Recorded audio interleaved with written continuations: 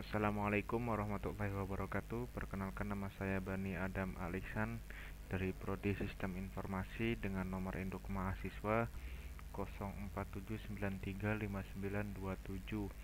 Pada kesempatan kali ini saya diharuskan untuk mengerjakan tugas satu dari prodi dari mata kuliah MSIM 4301, yaitu diharuskan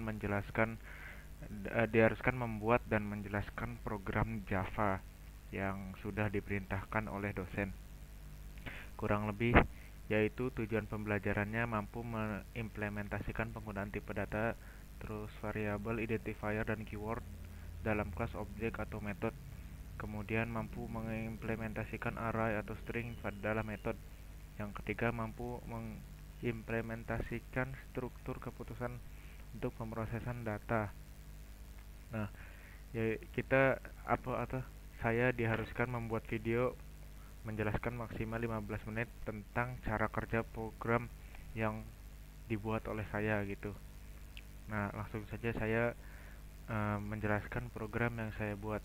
Yang pertama, di file main.java. Jadi saya punya dua file ya untuk tugas kali ini, yaitu main.java juga file kamar.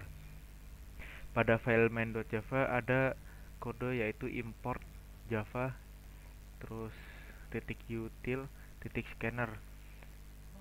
Kode ini digunakan untuk mengimport scanner dari library Java untuk menerima input dari user. Jadi si scanner ini tugasnya untuk menerima input dari user. Nah, si scanner ini aslinya itu ada di file library-nya Java. Dia itu kode program yang memang sudah disetting oleh pihak Java sendiri.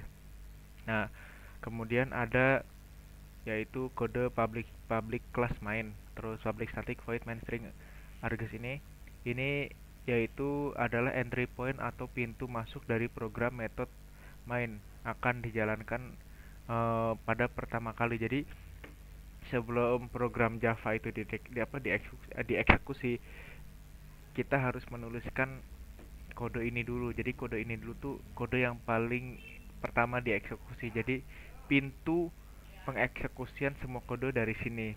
Ini awal mulanya. Jika tidak ada kode ini, maka program Java itu tidak akan bisa dieksekusi. Kurang lebih seperti itu.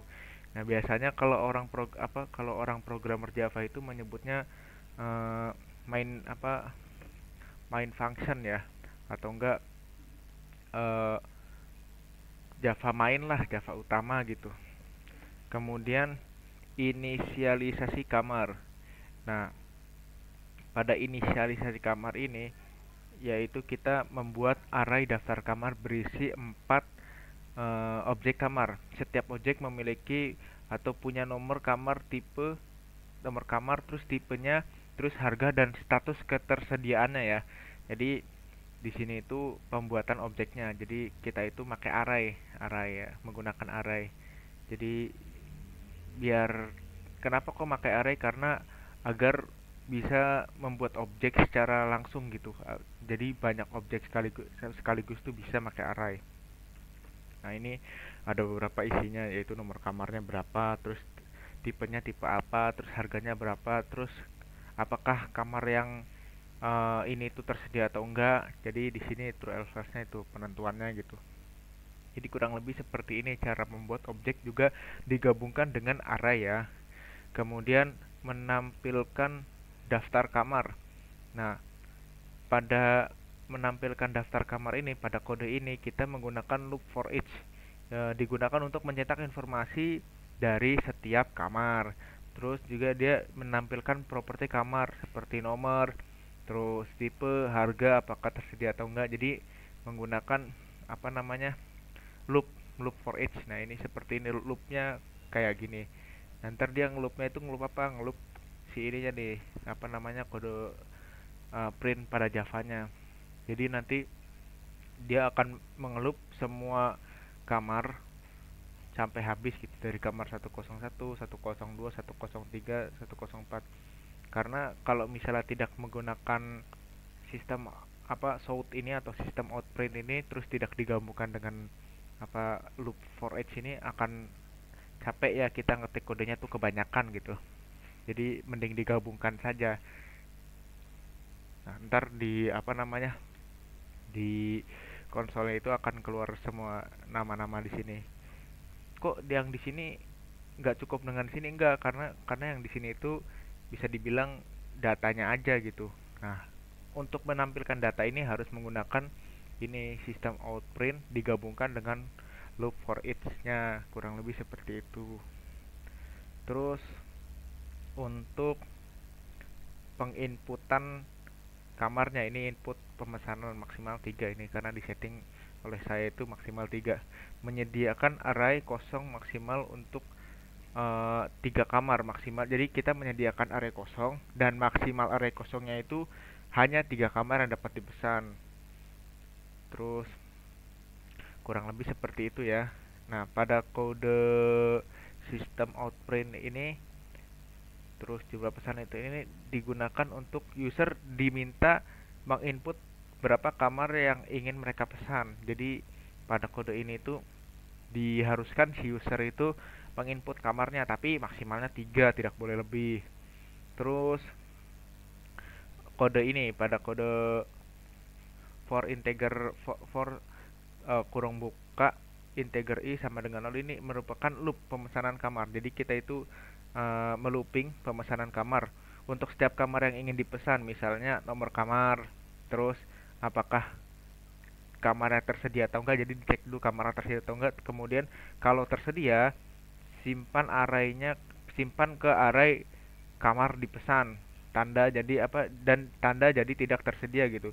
Jadi ketika kamarnya sudah kepesan menggunakan loop ini, maka kamarnya itu statusnya tidak tersedia gitu. Terus kode double stop total sama dengan 0, terus double biaya lain sama ini merupakan kode untuk perhitungan biaya. Kemudian pada kode subtotal ini, yang ini subtotal plus sama dengan kamar dipesan terus titik harga per malam terus dikalikan dengan malam inap. Ini merupakan kode yang digunakan untuk menghitung biaya masing-masing kamar sesuai malam inap dan tambahan biaya layanan tetap. Kemudian untuk kode untuk penghitungan pajak dan diskon bonus. Nah, karena pada tugasnya itu kita diharuskan untuk mengetikkan juga atau kita membuat program di mana program ini ada pajaknya gitu. Nah, kita tulis seperti ini. Jadi pajaknya itu ada pajak yang 10% gitu.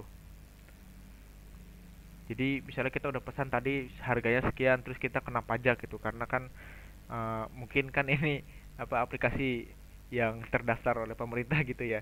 Jadi dihitung pajaknya 10% tuh kurang lebih seperti ini. Misal jika subtotal lebih dari 500% atau ini yang pajak, habis itu subtotal nih. Misalnya kita subtotalnya itu 500.000. Kita mesen kamar atau mesen nginap gitu, kita nominalnya sampai 500.000 atau lebih dari 500.000, maka kita dapat diskonnya itu 15%, kurang lebih seperti ini. Jadi ini pakai if else ya. Jika kita itu subtotalnya itu lebih dari 500.000, maka diskonnya itu jadi 15%. Terus kalau misalnya kita pesan kamar lebih dari 300.000 gitu, maka kita hanya mendapat gratis sarapan gitu. Kodenya pakai if else. Jadi jika seperti ini maka seperti itu, jika seperti ini maka seperti itu. Nah, kemudian untuk kode cetak struk ya, yang ini kodenya nih, yang ini sampai sampai bawah sini nih kode struknya. Jadi ini merupakan loop detail kamar yang dipesan, terus total harga per kamar, lalu subtotal pajak, biaya layanan, terus diskon. Jika ada bonus maka ditulis juga dan total lahir. Jadi ini merupakan kode-kode yang eksekusi terakhirnya lah, bisa dibilang kode dimana untuk menampilkan detail semua yang kita pesan tadi, kurang lebih seperti itu. Nah, ini kemudian kita pembahasan ke kamar.java. Ini merupakan kamar kelas ya, apa namanya, kelas kelas kamar untuk dimana kita itu menyimpan si itunya, siapa namanya, si mentahan-mentahan datanya yang akan diolah di main.java. Nah, di sini memiliki properti. Jadi si kamar apa kelas kamar itu memiliki properti, yaitu satu nomor kamar, terus dua tipe data, tiga harga, terus status ketersediaan atau enggaknya gitu. Nah, kurang lebih seperti itu. Terus ini ada konstruktor, ada konstruktor. Jadi konstruktor itu digunakan untuk inisialisasi objek saat dibuat di main.